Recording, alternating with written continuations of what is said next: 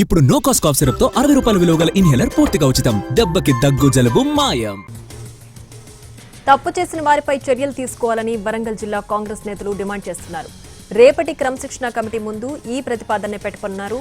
పార్టీలో క్రమశిక్షణ తప్పిన వారిపై చర్యలు ఉంటాయని ధీమా వ్యక్తం చేస్తున్నారు ఎమ్మెల్సీ బసవరాజు సారయ్య. ఆయనతోటి మా ప్రతినిధి Arun face to face. Warangal జిల్లా కాంగ్రెస్ నేతల మధ్య నెలకొన్నటువంటి విభేదాలు సమసిపోయాయా? అధిష్టానం ఏ నిర్ణయం తీసుకోబోతుంది? క్రమశిక్షణ కమిటీ ఏం చర్చ జరిపారనేది ఒకసారి మనతో ఎమ్మెల్సీ సారయ్య గారు ఉన్నారు, ఆయనతో మాట్లాడదాం. అక్కడ ఉన్నటువంటి క్రమశిక్షణ కమిటీ చైర్మన్ మీ దగ్గరికి వచ్చి కొంత మీరు పెద్ద మనసు చేసుకోవాలి, మీరు కలిసిపోవాలని చెప్పిన సూచనకు మీరు ఒప్పుకున్నారా? అదేం చెప్పలేదు. మల్లు రవి గారు క్రమశిక్షణ చైర్మన్ గారు, వారు కూడా సీనియర్ పార్టీ కాంగ్రెస్ నాయకుడే.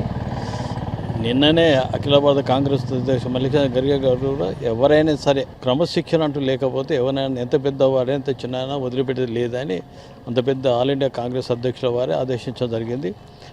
అలాంటి ఏం లేదు. రేపు మమ్మల్ని క్రమశిక్షణ కమిటీ చైర్మన్ మల్లు రవి గారు మమ్మల్ని అందరూ గాంధీ భవన్ పిలుస్తున్నారు. రేపు తెలిసిపోతుంది ఆ సంగతి. రేపు ఉందా గాంధీ భవన్లో మీటింగ్ ఉందా? రేపు వెళ్తున్నారు? రేపు కౌన్సిల్ మీటింగ్ ఉంది, గవర్నర్ వస్తున్నారు. రేపు వెళ్ళడానికి ఆస్కారం లేదు కదా? మీరు పోస్ట్పోన్ చేద్దాం అనుకున్న సమాచారం ఉన్నట్టు తెలుసు. యాక్చువల్గా పార్టీ ఇంపార్టెంట్. కౌన్సిల్ మీటింగ్ రేపు కాబట్టి ఎల్లు పెడతాం. గవర్నర్ కాదు ఇక్కడ పెడతాం. అది అఫీషియల్ ప్రోగ్రాం, ఇది పార్టీ ప్రోగ్రాం. పార్టీ అధినాయకత్వం ఆదేశిస్తే శిరసాయించుడు క్రమశిక్షమైన కాంగ్రెస్ పార్టీ కార్యకర్తగా మా బాధ్యత, మా వృత్తి. అంటే రెండు వర్గాలు పోతున్నాయి సార్, రెండు వర్గాలు కూర్చుంటున్నాయి, కేవలం మిమ్మల్ని పిలిచారు. వర్గం సంగతి నాకు తెలియదు, కానీ మమ్మల్ని నిన్న రాత్రి చెప్పడం జరిగింది. నాకుతోటి పర్సన్ నాకు చెప్పాడు, శ్రీహరి గారికి ఎంపీ గారికి చెప్పాడు, డయాస్ గారు నాకు చెప్పి అన్న రేపు రండి అంటే సోమవారం అంటే తప్పకుండా వస్తాను చెప్పాను నేను. అంటే రేపటితో దాదాపు అయిపోతుంది అనుకుంటున్నారు, ఇద్దరి మధ్య సయోధ్య కుదురుతుంది అనుకుంటున్నారు? సయోధ్య కాదు, పార్టీ ఎవరైనా ఉల్లంఘిస్తే తప్పకుండా చర్య ఉంటుందనే విశ్వసిస్తాను నేను.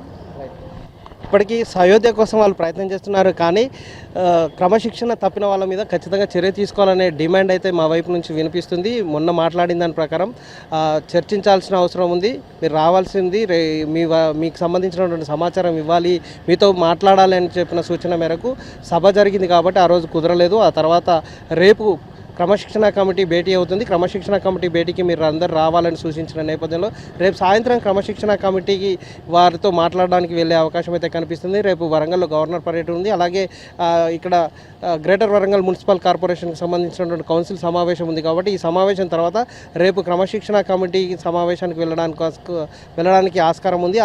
ఆ క్రమశిక్షణ కమిటీ దగ్గర ఏం చర్చ జరుగుతుందనేది మాత్రం కొంత ఉత్కంఠ కొనసాగుతున్నటువంటి నేపథ్యం కనిపిస్తుంది. అధిష్టానం ఏ నిర్ణయం తీసుకుంటే, క్రమశిక్షణ కమిటీ ఏ నిర్ణయం తీసుకుంటే దానికి శిరసా వహిస్తామని సూచిస్తూనే తప్పు చేసిన వాళ్ళ మీద చర్య ఉండాలి, లేకపోతే వేరే వాళ్ళు తప్పు చేయడానికి ఆస్కారం ఉంటుంది కాబట్టి అలా జరగకుండా చర్య తీసుకోవాలని చెప్పిన నేపథ్యంలో రేపటి భేటీ చాలా కీలకంగా మారబోతుంది. ఎవరైనా వాజిత్ అరుణ్ కుమార్, ఎన్టీవీ వరంగల్.